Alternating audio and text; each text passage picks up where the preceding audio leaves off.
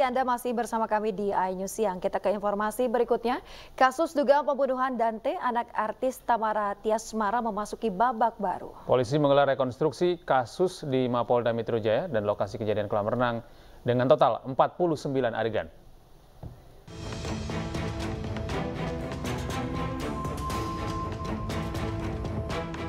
Polda Metro Jaya menggelar rekonstruksi kasus dugaan pembunuhan Raden Adante Khalif alias Dante, bocah berusia 6 tahun yang diduga tewas ditenggelamkan oleh kekasih ibunya.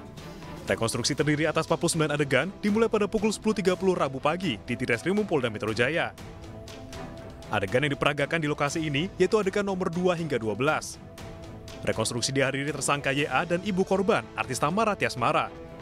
Saat rekonstruksi, tersangka sempat mengelak, sempat mengecek ada tidaknya CCTV di lokasi kolam renang. Ada satu adegan di mana tersangka ini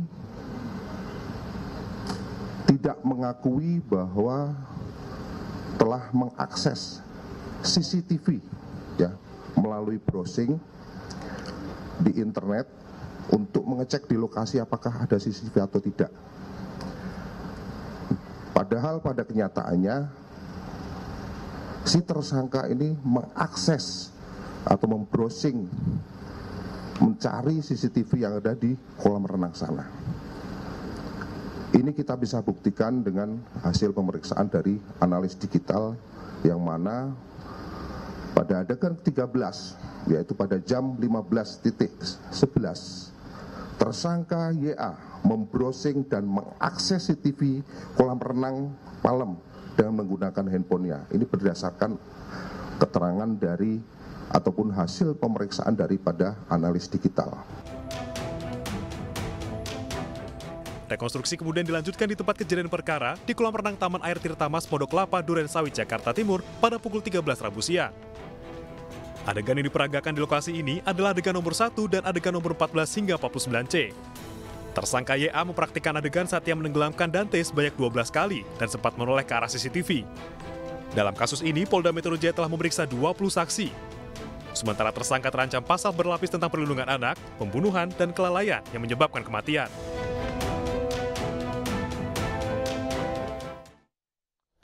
Dan pemirsa, untuk mengetahui informasi lebih lanjut kita sudah terhubung dengan Kabitumas Polda Metro Jaya Kombes Ade Ari dan ahli psikologi forensik Mas Reza Indragiri Amril. Selamat siang, Assalamualaikum Mas Reza, Pak Ade ya.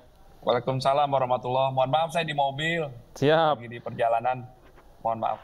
Iya, ini kita kemarin sudah melihat bagaimana proses rekonstruksi di beberapa tempat. Yang pertama ada di Polda Metro Jaya, kemudian ada di kolam renang sebagai TKP, ada 49 adegan yang diperagakan. Kemudian apa temuan terbaru nih Kombes Ade dari proses rekonstruksi kemarin? Baik, kemarin sudah dijelaskan oleh Bapak Ditreskrimum Polda Metro Jaya di adegan ke-13 ya, saat reka ulang itu ditemukan atau dijelaskan bahwa tersangka YA ini berdasarkan bukti dan hasil analisis pemeriksaan ahli siber ya dari barang bukti yang sudah disita dari handphonenya, itu ditemukan fakta tersangka YA ini melakukan googling, browsing dalam perjalanannya ke kolam renang. Dia itu googling. Apa yang di-googling? CCTV yang ada di kolam renang tersebut.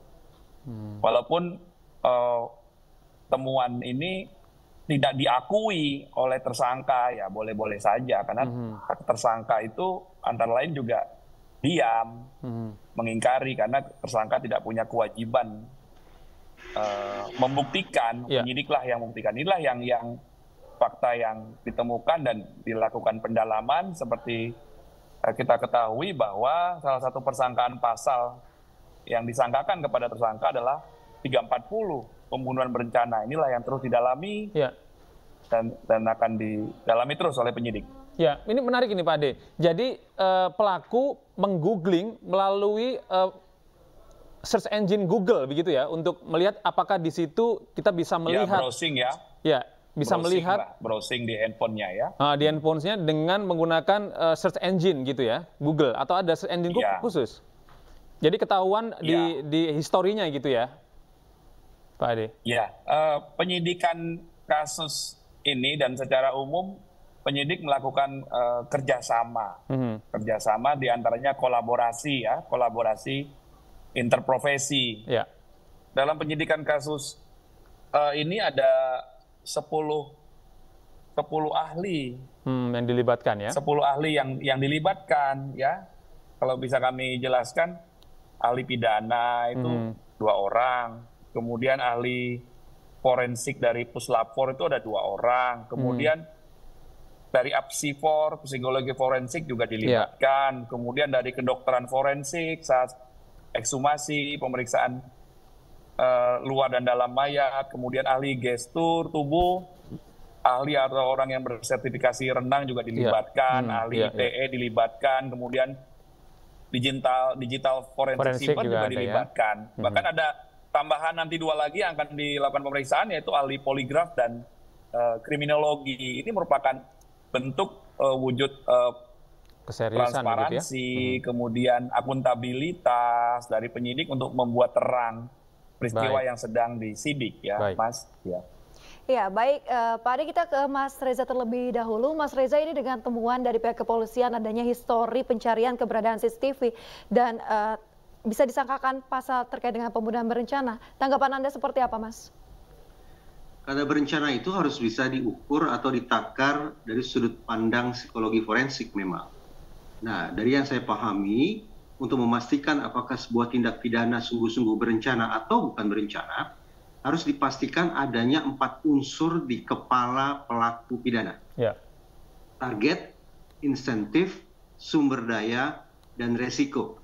Hitung-hitungan di atas kertas, kalau 4 unsur ini sungguh-sungguh ada di kepala tersangka atau pelaku pidana secara umum, maka saat sudah itu merupakan perbuatan kejahatan yang sifatnya berencana. Misalnya, kalau tadi dikatakan oleh Pak Kombes Ade Ari bahwa tersangka ini melakukan googling terkait dengan lokasi CCTV di kolam renang, maka ini bisa kita tafsirkan bahwa boleh jadi ini merupakan cerminan dari unsur resiko. Yang saya maksud adalah tersangka sudah melakukan kalkulasi tentang kemungkinan resiko yang akan dia alami ketika dia melakukan tindak pidana tersebut. Oleh karena itu konsekuensinya dia harus mengelola semaksimal mungkin, bahkan menghilangkan resiko yang bisa dia hadapi. Misalnya dengan merusak PKP, menghilangkan barang bukti, mengacaukan rekaman CCTV, mempengaruhi saksi, membangun alibi, atau segala strategi lainnya ditujukan untuk memastikan bahwa unsur resiko berada dalam kendali dia. Nah, atau melakukan penelusuran lewat Google, saya tafsirkan sekali lagi, boleh jadi merupakan indikasi perilaku yang bersangkutan tengah mencoba mengendalikan atau menghilangkan unsur resiko tersebut. Kalau benar demikian adanya, maka paling tidak sudah ada 1 unsur yang terpenuhi dalam kemungkinan bahwa ini merupakan sebuah pembunuhan berencana. Nggak lagi perlu dicari adanya 3 unsur lainnya, yaitu target, insentif, dan sumber daya. Pak Ade, kalau kita melihat adanya unsur, ya kita bisa, meskipun ini masih dalam proses penyelidikan ya, dan pelaku ini tidak mengakui bahwa dia melakukan pencarian atas CCTV di mesin pencariannya, di handphonenya begitu ya. Apakah pelaku ini mengakui bahwa apa yang dilakukannya itu, motif yang sebenarnya dilakukan oleh pelaku ini sudah terkuak atau belum sebenarnya, Pak Ade? Belum. Ya, sejauh ini belum, karena berdasarkan keterangan tersangka, walaupun ditemukan fakta perbuatan, tersangka diduga menenggelamkan korban dengan cara memasukkan badan korban ke dalam air, itu 12 kali, yang itu terekam di CCTV dan sudah dilakukan pemeriksaan digital forensik, walaupun itu juga ditanyakan apa alasannya, alasannya katanya mau melatih renang, ya, tapi dari fakta-fakta, jadi gini Mas, pembuktian ini kan sebuah proses ya, seperti penelitian. Reserse itu berasal dari kata research, sebuah penelitian, dia melakukan riset, menguji fakta-fakta Jadi ada konsep pembuktian itu segitiga pembuktian, triangle of evidence. Jadi antara tersangka, kemudian saksi, kemudian barang bukti, kemudian di tengahnya itu TKP. Ini harus connect semua, harus match semuanya, sehingga menjadi seperti kita menyusun puzzle, mengumpulkan pieces to pieces, sehingga menjadi gambar yang utuh. Inilah yang sedang dilakukan, didalami dengan persangkaan berlapis yang dibuat oleh penyidik, yang diharapkan nanti peristiwanya menjadi terang benderang. Tersangka diam itu merupakan haknya. Bahkan keterangan tersangka itu bukan salah satu alat bukti. Alat bukti yang dikumpulkan penyidik antara lain keterangan saksi, keterangan ahli, alat bukti surat, petunjuk. Yang 5 itu keterangan terdakwa, bukan keterangan tersangka. Artinya tersangka diam saja itu boleh. Nah inilah harus dibutuhkan profesionalisme, prosedural, dan kejelian penyidik. Nah ini komitmen Bapak di Reskrim Polda Metro Jaya dan tim ini akan mengungkap kasus ini secara terang benderang. Jadi silakan nanti ketika dia ada yang membantah sebuah fakta, itu akan diuji. Diuji deh. Baik, kita ke Bu Nessa. Bu Nessa, konfrontasi dengan barang bukti yang lain. Ya, Bu Nessa, kalau kita sedikit mundur ke belakang, bahwa kita tahu sendiri bahwa CCTV-nya ini kemudian viral ya. Ada gestur dari pelaku ini seolah-olah mencari ada CCTV atau tidak di wilayah itu. Apakah itu bisa ditengarai sebuah perilaku atau tindakan ini sebuah bentuk perencanaan begitu? Ini mengulangi apa yang sudah saya jelaskan tadi sesungguhnya, bahwa pihak kepolisian kalau memang ingin menggunakan pasal 340 alias pasal pembunuhan berencana, maka kata terencana itu harus bisa terelaborasi, harus bisa terukur. Dari sudut pandang psikologi forensik, perencanaan bisa diyakinkan ada kalau memang pada diri pelaku pidana ada 4 unsur yang tadi saya sebut. Celingak-celinguk, saya pikir itu segendang penarian dengan mencari posisi CCTV di Google, sebagaimana dijelaskan oleh Pak Kombes Ari tadi. Karena itu, saya membuat tafsiran bahwa perilaku celingak-celinguk di kolam renang ataupun perilaku menggoogling lokasi CCTV adalah bentuk pengelolaan resiko, salah satu unsur pengelolaan resiko yang tengah dilakukan oleh tersangka. Karena ini sudah bisa kita kunci, anggaplah bisa dikunci bahwa unsur resiko itu sudah ada pada proses berpikirnya tersangka, maka pihak polisi harus mencari 3 unsur lainnya di kepala tersangka. Targetnya siapa? Tampaknya sudah mudah untuk dijawab. Target primernya boleh jadi adalah Ananda Dante. Tapi mungkin ada target sekundernya, yaitu siapapun yang mungkin memiliki relasi dengan Ananda Dante. Misalnya bahwa maaf ini Ananda Dante dihabisi sedemikian rupa sebagai cara tersangka untuk membuka akses agar dia bisa mencapai target sekunder. Nah ini unsur yang paling pertama yang tadi saya sebut, yang unsur target. Yang kedua adalah insentif. Kalau ini merupakan kejahatan seksual, maka kita bisa bayangkan bahwa insentif itu akan serta-merta diperoleh oleh tersangka dari tubuh korbannya. Tetapi karena ini bukan merupakan kejahatan seksual, maka tidak tertutup kemungkinan bahwa insentif yang ingin dicapai oleh tersangka tidak berada pada tubuh korban, melainkan berada pada pihak lain. Apakah itu harta, apakah itu cinta, atau apapun itu yang tidak berada sekali lagi pada tubuh korban, melainkan berada pada pihak lain yang sekali lagi akses untuk ke korban tersebut atau ke pihak tersebut akan terbuka ketika maaf Ananda Dante dihabisi. Sudah 3 unsur kita perbincangkan. Sekarang unsur yang keempat yaitu sumber daya. Sumber daya bersangkut paut dengan instrumen apapun bentuknya yang digunakan oleh pelaku pidana untuk melancarkan aksinya.